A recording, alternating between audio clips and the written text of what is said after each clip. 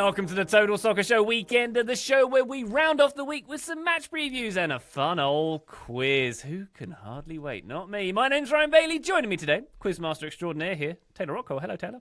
Hello, Ryan Bailey. Excited to be here as always. I am excited for you all to try to navigate the intricacies of my nonsense quiz. We love your quizzes. Or just general nonsense, I suppose. It's the intricacies that make them special. That's what we say. We'll see if you feel that way after the end of today's recording. Oh, boy. Very good. Joe Lowry's here. Hello, Joe. How are you? Hey, Ryan. Taylor, you're looking especially radiant today. I just want you to know thanks, that. Joe. I just want you to know. Go ahead. I want you Please, to know that I after you. clocked earlier in the Champions League review that you gave yourself plus 1 point, so you start the episode down 1 point. Negative 1 point for Joe to begin the episode. How dare you self-award? At the risk of upsetting your radiance, I don't see the merit in my point carrying over. But, you know, whatever. It's fine. I see Taylor is applying, if you ever listened to Comedy Bang Bang, they did the Would You Rather quizzes, and the negative points were awarded for various things. You seem to be adopting that policy, Taylor. I like it. You seem to be accusing me of plagiarism. Negative 1 points to Ryan. Graham, No, you want to have a go? I'm saying your taste in podcasting is wonderful. Quiet and you down, are Ryan. erudite Quiet as down. always. No one likes All a right, teacher's Graham. pet. Graham Husband, hello. Hello, Ryan Bailey. Yeah, Taylor has set an interesting precedent here. I was also going to praise Taylor like Joe did, but I have noted how he was punished with a point deduction. So, Taylor, you look terrible today. Just awful.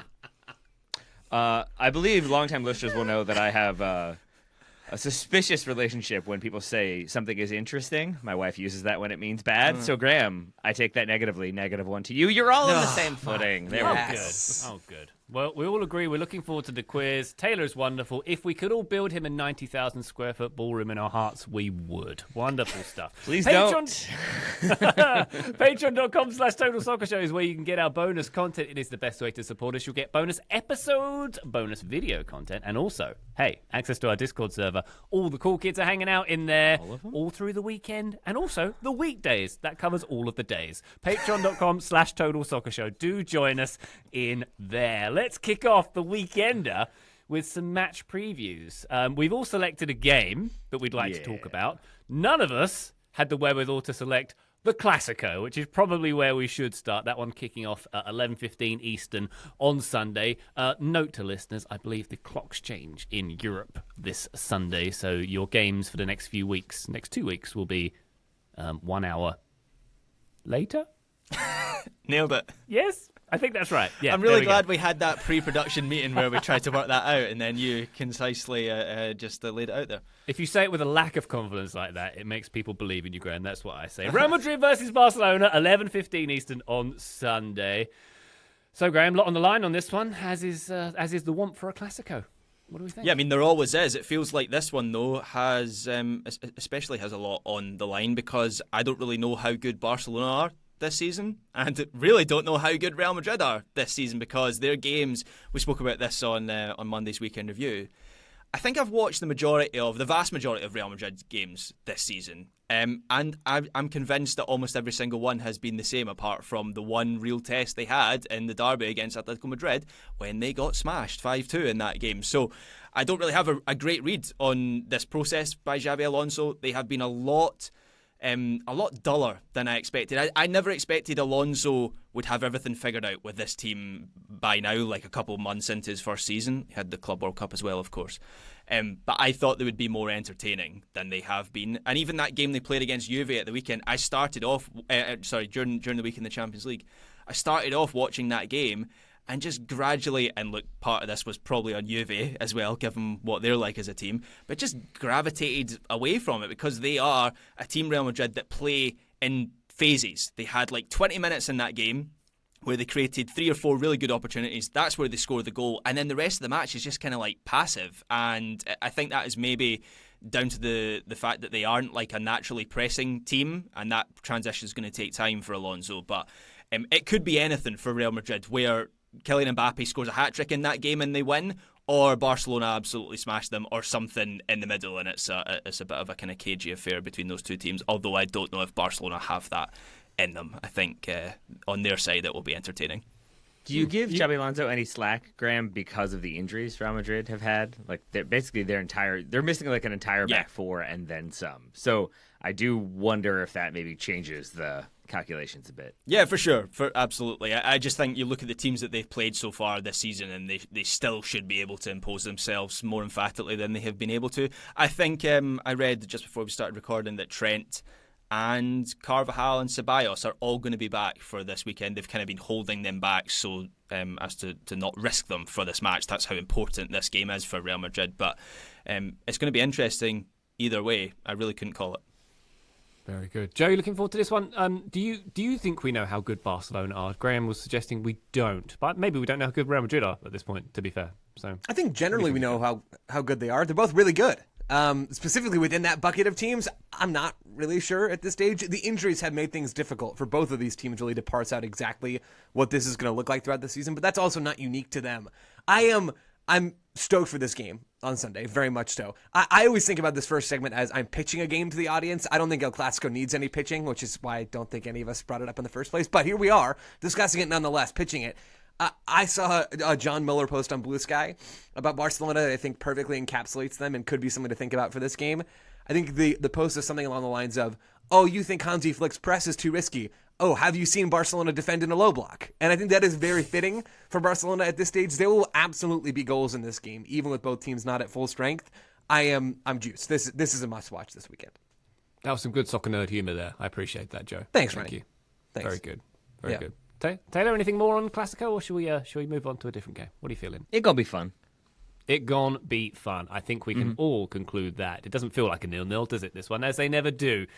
Taylor, would you like to give us a name. I do. You did it. I It's do. I've said it tricky enough sometimes. times. Yeah, indeed. I'm told it Said is with tricky. It's weird to have a surname for a first name, apparently. Say all Brits ever. Said Greedy with the almost. conviction of the kickoff time of El Clasico there, Taylor's name. I found myself gravitating towards the Eredivisie. Feyenoord, first place, playing PSV in second place. I learned from that fact that there is no name for this rivalry. You don't have De Klassieker or De Topper that you have with other games. Possible nicknames include the Battle of the Two Sides. That feels a bit generic, as does the Little Classic. I'm not sure if I love either one of those, but this will be an interesting one. We do have the question of, will Dest and Pepe start? Will they just get minutes? How will they look in a very important game for PSV? And for Feyenoord, who I forgot were coached by Robin van Persie, they have plenty of injuries, but they have started the season strong, undefeated in league play. So you've got two very strong teams with myriad points to prove going up against each other, with some big names in there as well and some American influence as well. It's a good one to keep an eye on. Very much so. We need to dig into that name, the Battle of the Big Team. Yeah, were these your suggestions or? No. Oh, they weren't No, your suggestions. I think from Google, I was looking for, is there a name for that rivalry? And those were I thought we were making possible suggestions. nicknames. No. I was excited. De Strijd om de Tweedeling. I nailed that one, right? The red was and white the Battle of the fight. Two Sides. That's my suggestion. I like that one. The top clash between Feyenoord and PSV is one. That's De Topper. So I think any big game where it's like first versus second or big clubs playing each other is De Topper in Dutch.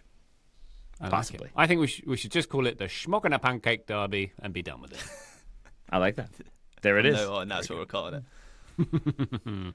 I think there was hey, the Graham. industrial derby because like Feyenoord is Rotterdam is working class and ports, and then Eindhoven is Philips, right? PSV. And Yep. so there's like electronics manufacturing. So there was that as well. But I guess shipping versus electronics doesn't necessarily equal industrial. So who knows there? Sounds sexy though, doesn't it? Sure does. Yeah. Speaking of which, hey Graham, what game have you got? So I've teased bits and pieces about what's going on in the Scottish Premiership this season, but I am giving Sunday's game between Hearts and Celtic the full build-up. This is the game of the season so far in Scotland. If it goes a certain way, it could be the biggest game in Scottish football for years and years, because Hearts are 5 points clear at the top of the table. If they win, that gap becomes 8 points. And the way Celtic and Rangers are struggling, and they're struggling badly at the moment, that would be significant. So significant that I would start to think, are Celtic and Rangers going to claw that back? Celtic, they lost to Dundee last week. They were really bad in that game. I talked a bit about that on USMNT Weekly because CCV, also very bad in that game. And if they lose on Sunday as well, I think Brendan Rodgers is going to start to come under real pressure. Until now, he's been able to deflect, and fans have instead looked at the board, and they had a really bad summer transfer window. And Rodgers made this analogy last week where he said fans can't expect Celtic to be a Ferrari when he's only been given the keys to a Honda. Which, first of all, rude about Hondas, but also if Rodgers has a Honda, if Celtic are a Honda, what are the other Scottish Premiership managers on? Are they on bikes compared to Celtic? Because they still have a budget that's like 20 times the rest of the league. But Hearts are on fire right now. They've won 7 out of 8 league fixtures. They are a much more pragmatic team than Aberdeen were last season when they also started on fire. You might remember that discussion. Could they challenge for the title? Ultimately, no.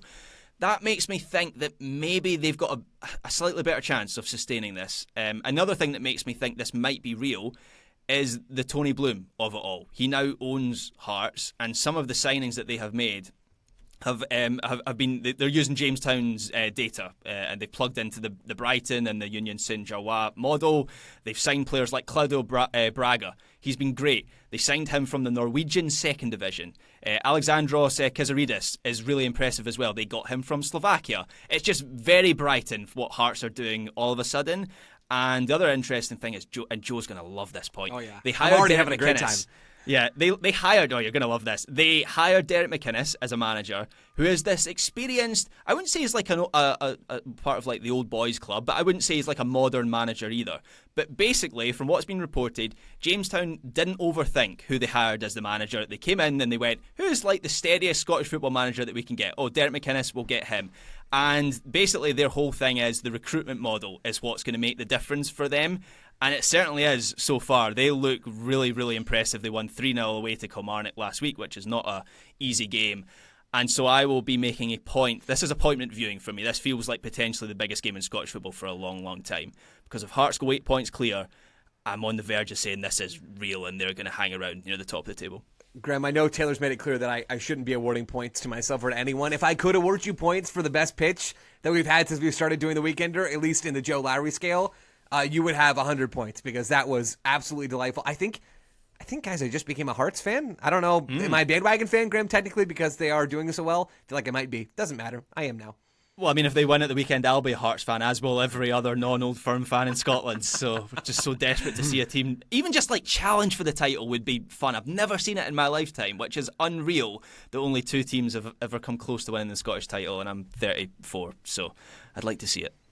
Graham, I'm still stuck on the Brendan Rodgers quote. Like, I remember from his time with Liverpool that he wasn't considered the warmest, friendliest of fellows. And I understand coaches are going to say what they say in the media.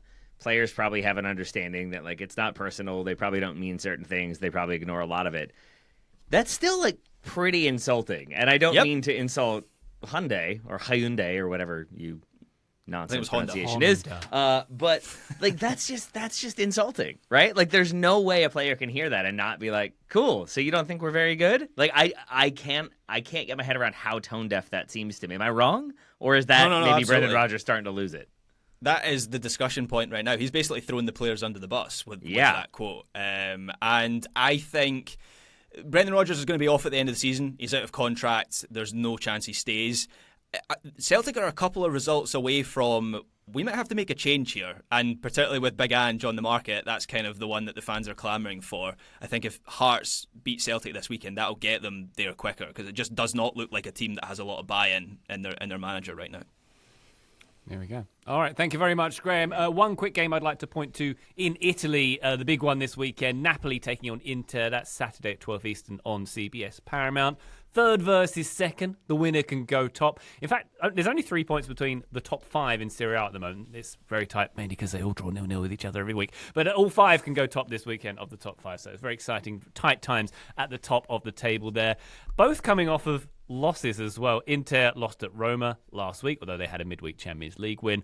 Napoli lost at Torino last week, and obviously got that massive loss to the aforementioned PSV in midweek as well. So they need to be not all over the place, is what I would suggest to them. Something we glossed over also in Napoli's loss at Torino last weekend was the goal scorer, Giovanni Simeone of the Simeones, who is on loan from Napoli and scored the winner against Napoli last weekend. I don't know how that's allowed, but it is.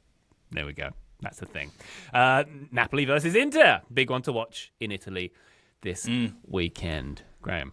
Yeah, and Inter, after a pretty shaky start to the season, they have built up some serious momentum now. Having watched them in the last couple of games, it just seems like they're rolling back the Simone Inzaghi tape that worked so well for them. I can't really see any changes from Kivu. Like, Boni has come into the team and has done well as the sort of like in the Marcus Thuram role, but ultimately it's like a similar role to the one that Thuram was performing last season. So that's probably a good thing for Inter. I don't know if that transitions them into like a new era or a new age, but it probably helps them challenge near the top of the table this season. Correction corner, by the way. Inter won at Roma last week. I said they lost. They didn't. It was Boni who scored the goal, wasn't it? That's just keeping us on our toes, Ryan. Well played. Just you know, that's why pencils have erasers, Joe. There we go. But our editing machine is broken, so we move on. Joe, would you like to give us a match preview, perhaps from closer to these shores? Yeah, I would love to preview an MLS game happening on Saturday in the postseason, but there are zero happening this Saturday, the first weekend of the playoffs. What's happening there? What's the reason for that? This. I don't even have the words, Graham. At least not ones that I care to say over the air. Like this is so absurdly dumb. I'll leave it there and move on. I cannot believe that there are no games on Saturday. There's a game on Friday though, and so I'm going to pitch the game on Friday instead. Friday is basically Friday night. I mean, the weekend. You know, it's fully started by then. Inter Miami taking on Nashville. Also, the only game on Friday. So if you really want MLS playoffs, you got to wait till Sunday, and then Monday, and then Tuesday. We can't do Saturday though. We can do Tuesday. No worries. Yeah, there will be goals. Not that Joe's hung up on this at all. I am like so irritated about Mars. this. Like this. Okay, I guess I'm not done. I put out on social media like, why are there no games on Saturday? And people responded with college football and all these things. There's NFL on Sunday, so it makes zero sense. There will be goals in this Miami-Nashville game. Friday, 8 p.m. Eastern. Daylight savings, bleed your hard hats, or whatever it is. 10 combined goals in the regular season in their games so far this year. Both were Miami wins. It was a 2-1 Miami win earlier in the year, and then a 5-2 win on decision day. We talked a little bit about this game on MLS Update earlier in the week. I am very curious to see what Inter Miami's body language looks like. They are such a moody team, and I think about Bobby Warshaw whenever I talk about body language, because Bobby would talk about this all the time. They're so moody, and they are so up and down with their effort that they allocate in moments of the game. Defensively, they are very poor. We talked about that plenty throughout the season. They are, though, at their best, able to beat anybody. And to do that, I think they actually have to care and to be dialed in. And it seems like Miami don't care far too often for their own good. If they cared, they would have set another points record this year. If they cared, they would have made it through and had a lot more success than they did. But they don't care all the time. It's certainly not enough to defend. So I want to see what Miami's body language looks like, how much they are caring in this game, how driven they are, especially in the defensive game, after they were embarrassed last year. I mean, last year they were on the end of the biggest upset in MLS postseason history when Atlanta United beat them as a wild card team. Nashville are a far better team than Atlanta. Now, this Miami team is a bit different than the one last year, but they shot themselves in the foot over and over again in that series. I don't know if they're going to do it again this year. Nashville, for their part, are a real threat. Like, let's not get it twisted. This team is very, very good. They don't have any obvious weaknesses. They have an elite attack. They have an elite defense. They're the best team in MLS based off of expected goal differential on set pieces. They can beat Miami. So I'm juiced for this game. I think there are absolutely going to be goals in this match. I think these are two very, very good. In Miami's case, also very flawed, but they're so good at what they're good at that it masks the flaws a lot of the time. Between two very, very good teams, this is one of the best. I think I said Hell is Real was the best first round game. Wouldn't be able to say that though for this, I don't think, because didn't work out schedule wise. And I really do think that this as a kickoff is fantastic for this postseason. This is the series outside of the Ohio one that I'm most excited about. Excellent stuff. A little bit of a quirk that you start your playoffs against the team you finish your regular season against. And there's one other, isn't there? There's multiple. I think there's 4 across the board. There's a whole mess of them. Yeah. Vancouver Dallas was the other one I spotted just off the top of my head looking at the fixtures. That's weird. That's a strange quirk. Yeah. But Charlotte in with CFC, I think that's a penultimate game for Charlotte as well. So yeah, it's a odd one. Very good. Yeah, Thank you very much, Joe. We look forward to having our Saturdays lovely and clear of Major League Soccer so we can all get ready for Tuesday. Good stuff. All right, let's take a quick break. When we come back, we've got some recommendations from you, dear listener, of games you are looking forward to this weekend. Join us then. Total Soccer Show, welcome back to the Weekender. We thought we'd solicit our Discord, which you can access at patreon.com/Total Soccer Show if you haven't done so already, to find out some of the games that you, dear listener, are looking forward to this weekend. MJ said it's going to be the US WT versus Portugal series. MJ says it's been a little while and the US squad is likely to be integrating pieces from a variety of different club situations. Chelsea Gang meets Leon Gang meets KC Gang, and it's Emma Hayes' job to fuse them together against the Portugal team that'll put up a pretty decent defensive fight. There we go, Joe. Some US WT action. Obviously, a game on Thursday night as well. Looking forward to this one? Yeah, one that we've seen. We watched that whole Thursday night game. It's not that we're recording before this at all. We know exactly what happened. Happening in the future. And we predicted it, right? I mean, we knew that what happened would happen. So props to us for that. I'm gonna give a 2-word pitch that I think might rival Graham's pitch, at least in the Joe Lowry index they did for the Hearts game. Lily Johannes. Lily Johannes is the truth. She is so stupid good. It makes me so happy to watch her play soccer. This is not a full-strength U.S. Women's National Team roster. Various stars out for various reasons. Most recently, Trinity Rodman getting hurt with the Washington Spirit in a CONCACAF game. Her status for the rest of the season is very much in doubt for the Washington Spirit, which is big news for them. But, man, there is still so much quality in this team. Johannes is my favorite of the bunch to watch, but you're not short on really fun, difference-making players. Kat Macario's in this roster, of course. Some of these players probably did, in fact, play yesterday. In fact, I'm sure of it, that they did, 100%. But we're going to see a lot of talent on the field in this game. If you're looking for, as always, a national team to watch in the United States, and you're rooting for one of the U.S. men's or women's national teams, it's the women. You're going to have a great time watching this game. I am still juiced about this team and will continue to be. Excellent stuff. Thank you very much, MJ. John P. has said it's the Philly Union and the Chicago Fire that they are looking forward to. Bradley Carnell has done the classic Red Bull football playbook, which typically crashes out hard during the playoffs. Oh boy. I can't see Carnell breaking this Red Bull football curse this year, even despite my Red Bull bias, says John P., but want to see how long they last in the playoffs and if they'd be able to get past a wild card side that'll have momentum from Wednesday's match. Wonderful stuff. Graham. Yeah, can we just drill down on this idea that like Red Bull football doesn't work in the playoffs? Which I know that's like a theory. It's not the first time I've heard that at all. But why to the do Tuesday we? show? Yeah. Joe and Keep going, Graham. Jeff Keep going. talked about it a little bit, but yeah. Yeah, you forget that I edit those shows, so I listen. No, I'm encouraging other people to. But yeah, go ahead. Sorry. So what is it about Red Bull soccer that doesn't work in the playoffs? Is it just the fact that like keeping that up physically over a playoff run is difficult, whereas like over a regular season, like a larger sample of games, that's going to give you an advantage, but like in one-off matches, it's difficult to do it every single time? Is that it, or is there more to it? I think that's part of it. Listeners from Tuesday will know that I am sort of against this idea, at least until I'm presented with better evidence. I'm going to go chase it down at some point when I have time, but I haven't had time just yet. The TLDR is basically, I think there are so few teams that have played the Red Bull style that when you actually look at how they've done in the playoffs, they've done pretty darn well relative to the much, much, much larger percentage of teams that also usually fall short of the final hurdle, because that's just how playoffs work. I think it has less to do with style and actually that those stylistic teams have done fairly well. But Graham, yes, energy I think would be part of it, as to it's hard to press and to run and have that level of physical output over a whole season. But it's also the case that those teams don't tend to be super effective when you hit them with a low block. Right? I mean, if you're a possession team and you come up against a low block, it's like, well, okay, we're supposed to have answers for this sort of thing. But if you're a direct, aggressive, vertical team, well, you don't maybe have answers when you come up against a low block. Now, for Philly, the good news is Chicago aren't going to give them that. Chicago want to play. They want to play open games. They want to go and they want to outscore you under Greg Berhalter. And so I think this is a great pick for a game from John, because this is going to be a lot of fun. Philly got the edge in the regular season. They won both of their matchups there. But, man, Chicago have quality, and they came off that win against Orlando. They were very good in that game back in the 4-3-3. Brian Gutierrez had a fantastic match, maybe the best he's had in his entire career. There's a lot to be said about Chicago. They are not going to give Philly the kinds of problems that other teams might as the playoffs continue. But I think, again, I'm sort of rejecting this, but absolutely not rejecting the idea that this is going to be a fun game. I think it's worth watching. There we go. That one at 5:30 Eastern on Sunday, not Saturday, listener. Thank you, John Pete, for that recommendation. David from Tampa comes in with the Tampa Bay Rowdies, who we know, of course, as Joe Cole's alumnus, famously. Will cap off their 50th and 50th anniversary by fighting for the playoff final spot against Detroit. A win by 2 or more goals and Indy 11 losing would get them into the last spot over Detroit, a mini playoff game at home.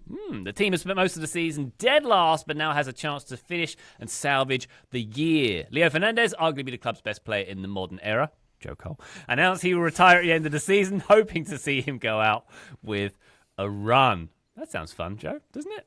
Yeah, Leo Fernandez is a legend. He has been so good in USL for so long. It's a shame the latter years of his career have been deflated by injury to a certain extent. This is going to be a tough road for Tampa Bay to climb above that playoff line for reasons that David has already listed. But if you're asking me, an Eastern Conference neutral in the USL Championship, I'd rather have Tampa Bay in the postseason than Detroit, just based off of how these teams play. Dom Casciato coming in midseason from USL League One, where he was excellent on a managerial sense, and the talent that's in this Tampa Bay team. They've got Paul Mareed from the Earthquakes doing some really fun stuff. Manu Arteaga. I mean, there's real quality in this Tampa team, not to totally dismiss Detroit. Detroit have the edge, though, so I imagine they'll be taking solace in the fact that they will probably be in the playoffs. The unfortunate thing for either of these teams is that they're going to get absolutely battered by Lou City in the first round because Louisville City continued to be awesome. But this will be a fun game. It matters a ton. It's one of a handful of USL games that matter very much, with playoff spots up for grabs. Phoenix Rising trying to lock in over the weekend as well. So there's a lot at stake for decision day. I'd like to think that MLS is just giving USL its moment to breathe for decision days in their league on Saturday.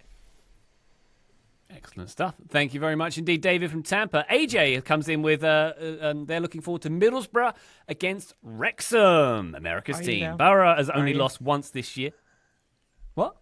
Just you're looking forward to Middlesbrough versus Wrexham. AJ, I want come to on believe now. you. AJ is a Columbus Crew fan. AJ is diehard watching this for Aiden Morris. All right. I 100% guarantee you that. Yeah. Yep. There we go. There's a lot of American interest, right? Yeah, there's American interest on both sides, obviously, in this game. Borough has only lost once this year. They're scoring by a committee right now, so it'll be interesting to see them face a Wrexham team that is short young Callum Doyle, who got a red card Wednesday. Interesting to check in on the Wrexham project, actually. Yeah, not going so well at the moment. Yeah, 15th in... Go on, Graham. Sorry, I said that not going so well, but I guess that depends on your framing, right? Because they are a promoted team going up to the Championship. There's always going to be more difficult, but there was some chat about could they be in the playoff picture? Could they go up again? And they seem a long way short of that. So I think this season is just purely about consolidation, which I have to imagine the documentary makers at Hulu, Disney Plus are pleased about, because that gives it a little bit of a longer narrative arc, unless they somehow turn it around and win promotion to the Premier League again this season. But It's going to be a reasonable turnaround at this point, I would suggest. Wrexham is 15th. Yeah, 16 goals conceded from their 11 games so far. Middlesbrough also riding high. They're challenging Coventry at the top for that championship win at the moment. Frank Lampard's Coventry, lest we forget. So, yeah, Middlesbrough will be tough competition for America's team. Thank you very much. Frank Lampard's Coventry and Rob Edwards, Middlesbrough. We could have handsome Rob Edwards back in the Premier League, which would be a boost for all of our morale, to be honest, as a society. I need it.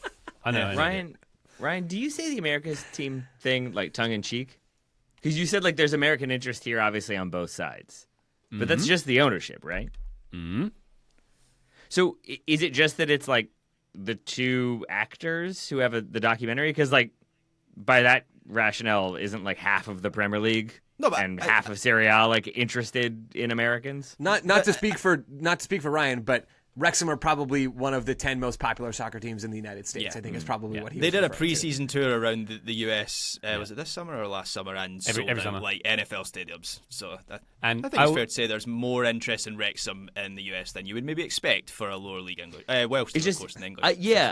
It's just weird that they've never been an American team to me, put it that way. I've never seen them as a team that represents American interests or is bringing through young Americans. They're a Hollywood team to me, I think. And that's where it's that's where that idea is jarring to me personally, at least. Maybe that's just a me thing. It probably is.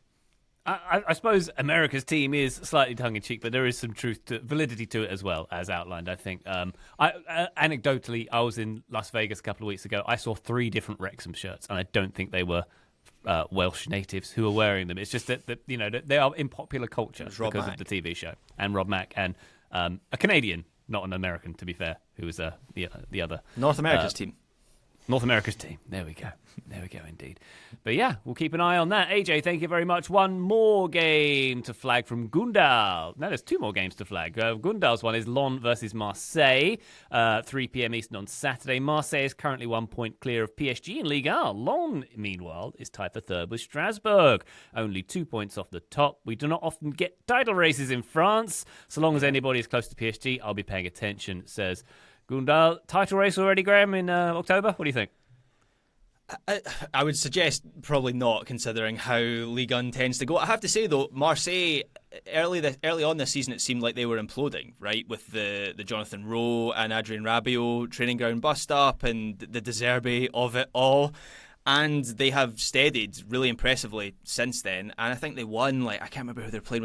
No, it wasn't Strasbourg. PSG were playing Strasbourg and they dropped points. They won 6-2 at home, Marseille. And I noted it because they were, from what I saw, they were really, really impressive in that game, particularly in the attack. And I don't know if you've seen the reports from Spain.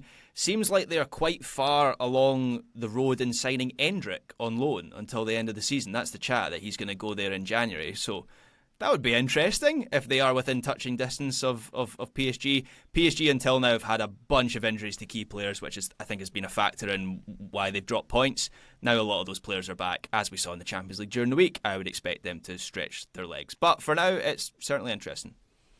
Thank you very much indeed, Gundal. One more game to flag here from Jenna Hearn, who says, I'll be tuning in to Preston versus Sheffield United. Woo! Just realised that my TSS scouty, Jero Riedewald is back in England. He broke out at Ajax, who was once the youngest scorer in a league game in the club's history, and then was a Palace journeyman for quite a while, not to mention the subject of constant, rampant speculation among Indonesian fans on the internet about whether he could play for them somehow. At this point, it's like seeing an old friend on TV. Oh, interesting, Graham. The Sheffield teams are going through it at the moment, aren't they, as well? Sheffield Wednesday, a rock bottom. They've got some difficult financial situations to deal with their owner / stadium situation they've got going on there, and Sheffield United not doing much better either. Yeah, I think Wednesday are going through a legal process right now to try and basically wrestle control away from the owner, whose name has escaped me right now. So that's a terrible situation for that club to be in. And Sheffield United, of course, they got rid of Chris Wilder at the end of last season, hired Ruben Selles, leaned into their so-called model, this sort of like data-led model, and everyone has questioned this model and went and has gone, I don't know if these players are actually any good, and Ruben Selles seems like a downgrade on Chris Wilder, and so they've done a complete course correction and went, okay, what's Chris Wilder doing again, and called him up, and now he's back at Sheffield United. So we'll see how things go for them between now and the end of the season, because they are down, looking at the table, in 21st place out of 24 teams. So for a club that surely has one of the biggest budgets in that league, that is not ideal. No. Double Sheffield rally, potentially, from the Championship. That's not good. That's not good for the Steel City. Thank you, Jen, for that one. Let's take a quick break. When we come back, quiz time. Total Soccer Show. Welcome back to the weekend, everybody. The reins, they are being handed over, easy for me to say, to our quizmaster extraordinaire, Mr. Taylor Rockwell. Here we go. Here we go, indeed. I am excited. I've got some questions for you, some of which are about this weekend. Not all of them, but some. Ryan mentioned the Napoli and Inter game this coming weekend. Napoli has a slightly less expansive trophy cabinet than Inter, with the Southern club having only won the league 4 times in its history. They won the Scudetto, their first Scudetto, in 1987. What did Napoli supporters throw onto the pitch of their northern rivals when they had secured that title? This is the one in the 80s, the first one. In the 80s, their first one. How did they show their glee and frustration mixed together? Ryan is thinking. I'm going to give Ryan the longest time to think. I will go to Graham first. I need it.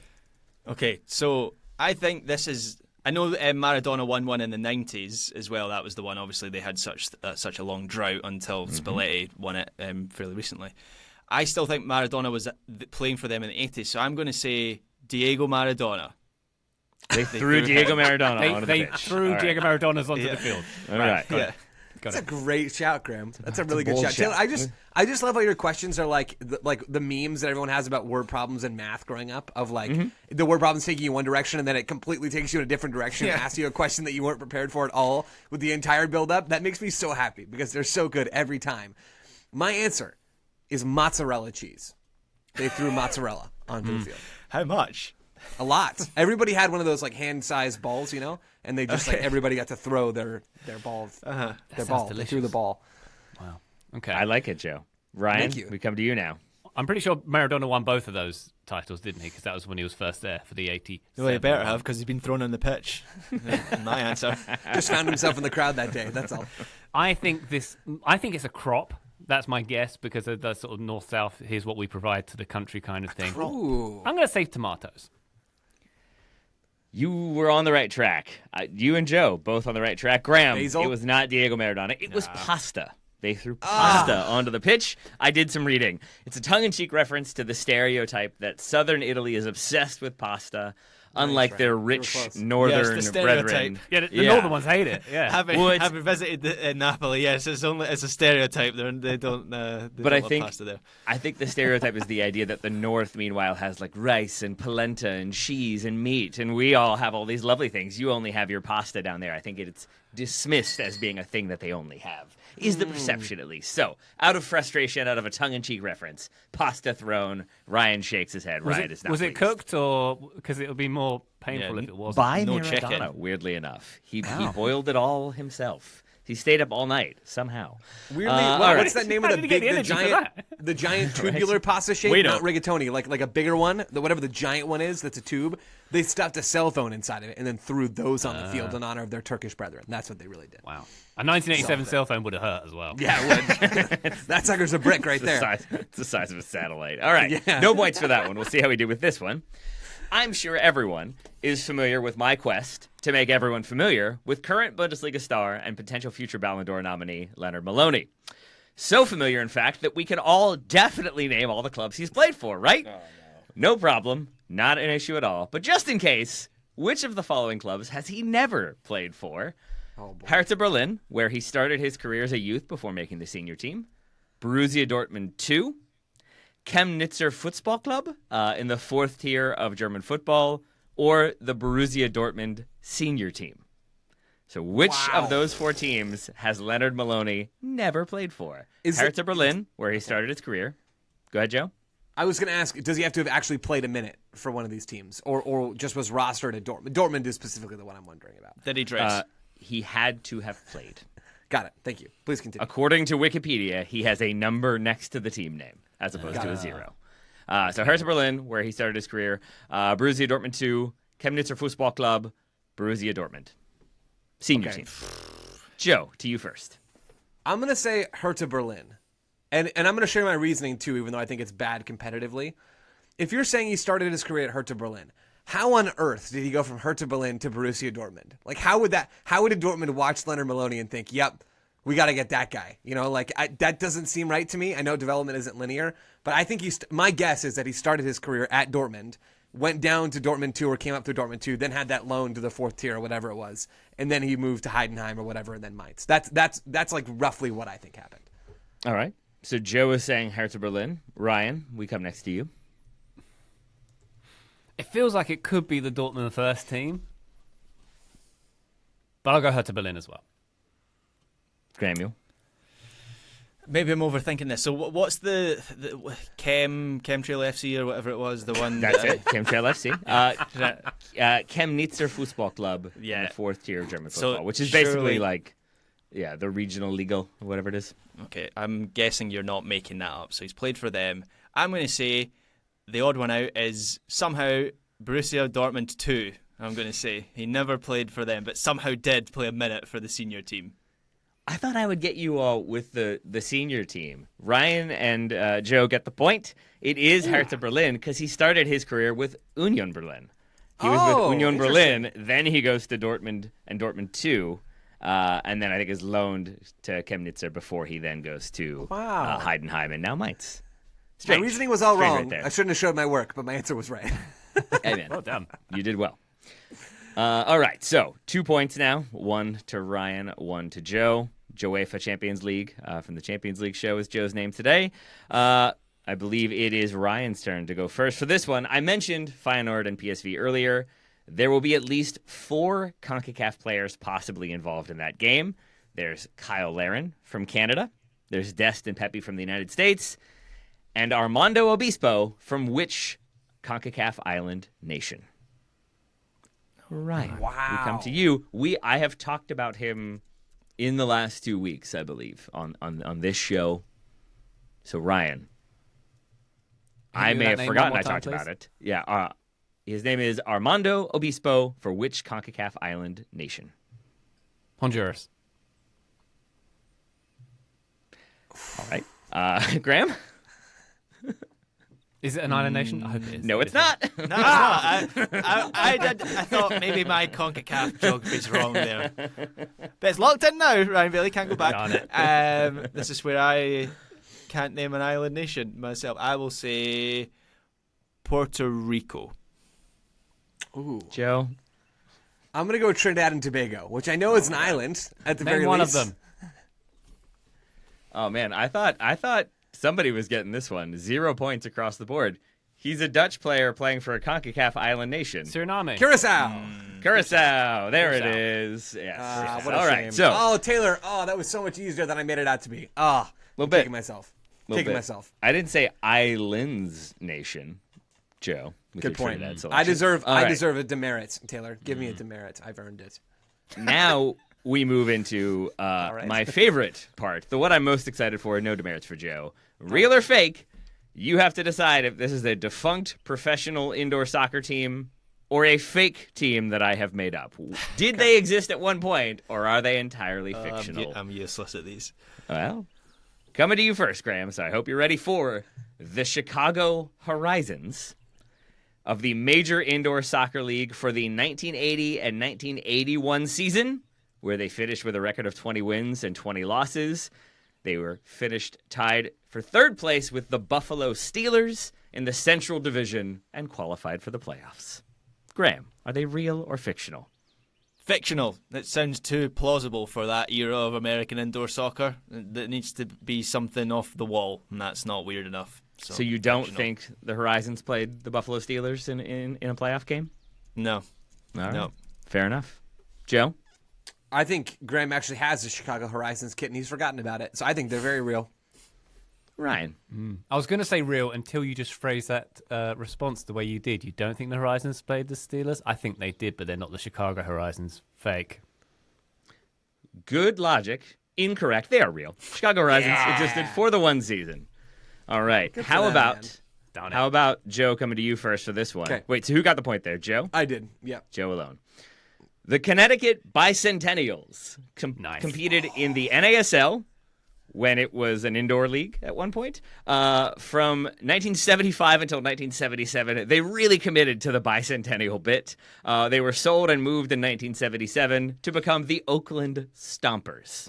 Wow. I'm just going to say real for all these because I need them to be real in my heart of hearts. So I'm picking All right. real. Real. Ryan? I know that I happen to know they're real. Their mascot was Robin Williams dressed as Bicentennial Man from the movie that came thereafter. That's a classic movie.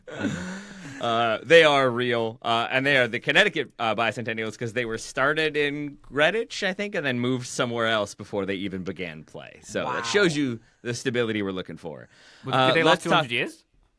What's that? Just about. Did they last 200 years? Or Pretty was much, it- or just the two, but one or the other. Yeah, fine. What about the Buffalo Steelers of Major Indoor Soccer League from 1979 to 1984, the last professional club for which Portugal legend Eusebio played?